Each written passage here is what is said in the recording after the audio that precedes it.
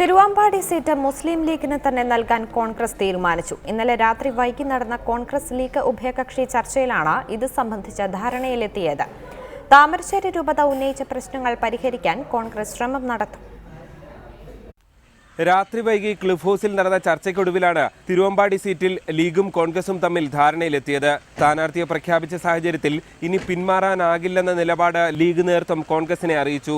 പാണക്കാട് തങ്ങൾ പ്രഖ്യാപിച്ച സ്ഥാനാർത്ഥിയെ ഇനി പിൻവലിച്ചാൽ അണികൾക്ക് കടുത്ത നിരാശയുണ്ടാകും. പ്രാദേശിക ഘടകങ്ങളുടെ കടുത്ത എതിർപ്പ് നേരിടേണ്ടി വരും. ലീഗിന്റെ ഈ വികാരം മനസ്സിലാക്കിയ കോൺഗ്രസ് സീറ്റ് വിട്ടുകിട്ടണമെന്ന അഭിപ്രായം പങ്കുവയ്ക്കുന്നതിൽ നിന്നും പിന്മാറി. UDF അനുമതി നൽകിയ സാഹചര്യത്തിലാണ് ലീഗ് സ്ഥാനാർത്ഥിയെ പ്രഖ്യാപിച്ചത്. ഇനി പിന്മാറണമെന്ന് ലീഗിനോട് ആവശ്യപ്പെടുന്നത് മര്യാദയല്ല, കോൺഗ്രസ് നേതൃത്വം വിലയിരുത്തി.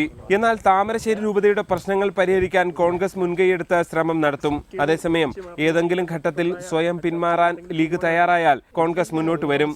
അതിനിടെ വെച്ചുമാറേണ്ട 4 സീറ്റുകളെ കുറിച്ച് തുടർ ചർച്ച നടത്തുമെന്ന് കൂടിക്കാഴ്ചയ്ക്ക് ശേഷം പുറത്തിറങ്ങിയ മന്ത്രി PK കുഞ്ഞാലിക്കുട്ടി പറഞ്ഞു.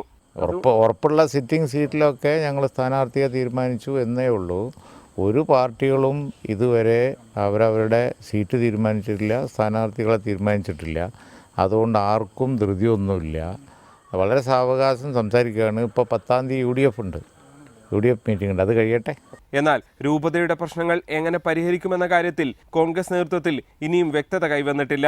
ക്യാമറമാൻ അരുൺ പാലോടിനൊപ്പം G. ശ്രീജിത്ത്, റിപ്പോർട്ടർ, തിരുവനന്തപുരം.